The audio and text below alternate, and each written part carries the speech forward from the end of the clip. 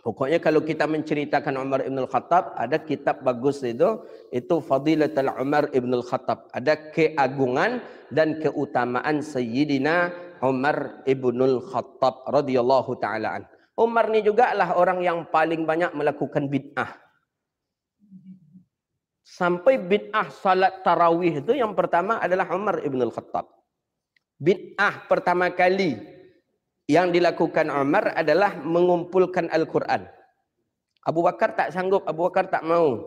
Kata Umar, ini orang-orang yang hafal Quran, sahabat-sahabat yang hafal Quran sudah banyak yang meninggal nih Abu Bakar. Abu Bakar khalifah.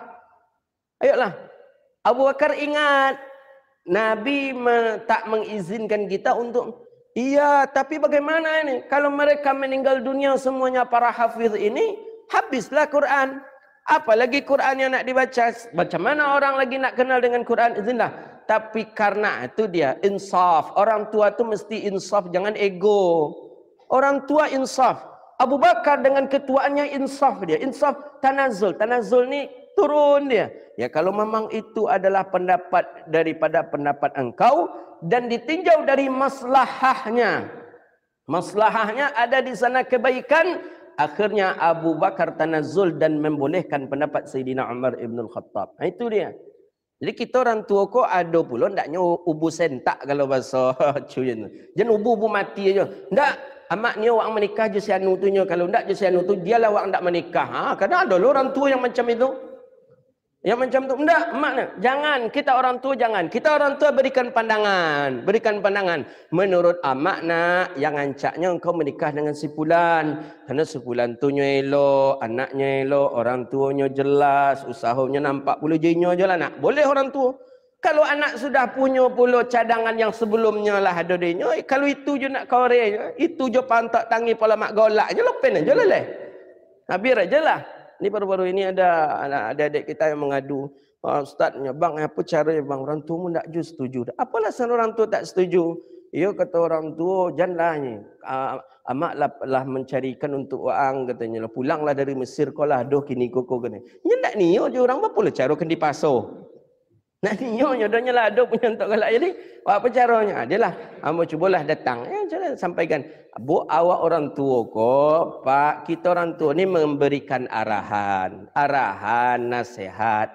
Kalau memang inya ndak je suka je mode itu, tu dah je itu, tu dah ya doakan aja lah mudah-mudahan keberkahan hidupnya ada selalu untuknya. Mudah-mudahan jadi orang elok.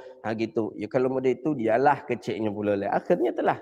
Alhamdulillah bang, terima kasih bang, amak lah bisa menerima katanya. Ya untung amak je roketnya jawab kalau tidak.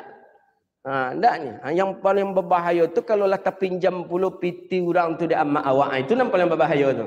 Nya itu manaknya waktu orang ke Mesir petang 20 juta memakai pitinya tu naknya la ilaha illallah tu tak pasal baca dia piti 20 juta maka amak hati-hati anak-anak kita kadang kita punya pilihan. Jadi orang tua itu seperti itulah dia punya arahan, mengarahkan tidak daripada memaksa. Makanya pakai ubu sentak. Ubu sentak tadi ketika dicabut segetek terlopeh. Tapi kalau pakai ubu mati itu payahnya. Ada sebagai orang tua yang sangka anak yang tadi itu masih seperti dulu je waktu SD, waktu TK bisa punya. Kalau lah kadang tak anak punya pilihan. Nah, itu kepada orang tua kita. Apa sampai ke situ lah tadi? Apa cara? Kemana belok tadi? Insaf. Insafnya Abu Bakar. Jadi Umar ibn al-Khattab ni banyak melakukan bid'ah. Salat tarawih berjamaah Umar je punya keraja tu. Mana ada zaman Nabi salat tarawih berjamaah? Zaman Abu Bakar mana ada salat tarawih berjamaah? Zaman Umar ada salat tarawih berjamaah. Justru Umar mengatakan apa? Hadza ni'mul bid'ah. Inilah nikmat bid'ah. Jadi bid'ah tu nikmat menurut Umar ibn al-Khattab. Apa menurut atuk yang di Bogor tu cilaku ambil bid'ah menurut inyo. Rusuh betulnya dengan bid'ah. Ini Umar ibn al-Khattab. Hadza ni'mul bid'ah. Ini nikmat bid'ah. Bukan Umar saja pelaku bid'ah. Setelah itu ada Sayyidina Uthman pelaku bid'ah lagi. Azan 2 kali Jumat. Uthman bin Affan. Hadis dalam Sahih Muslim. Azan 2 kali Jumat. Bid'ah bid'ah. Tak diamalkan oleh Nabi. Oh, jadi kata Wahabi itu nak bid'ah tu doh karena yang melakukannya sahabat Nabi. Jadi yang bid'ah diangku tu kenapa? Karena menurut mereka bid'ah setiap yang tak dilakukan oleh Nabi maka itu bid'ah. Jadi Ini tak dilakukan Nabi, tak dilakukan Rasulullah. Malah yang pertama kali yang melakukan bid'ah siapa? Bilal. Bilal ibni Abi Rabah, yang terdengar oleh Rasulullah sendalnya di surga. Bilal di Madinah, terompanya lah terang ada Nabi di surga. Hadisnya sahih kan? Ketika Nabi panggil Bilal, Bilal, apa amalan yang engkau amalkan? Ajari aku tentang amalan yang engkau ajarkan, engkau amalkan ya Bilal. Kecik Bilal, tak ada dia mengamalkan apa-apa dia Rasulullah. Biasa-biasa je. Tak, pasti ada amalan yang engkau amalkan, kata Rasulullah. Kenapa ya Rasulullah? Aku mendengar sendal, telapak kaki sendalmu ada di surga. Berapalah senangnya hati Bilal ibni Abi Rabah ketika itu.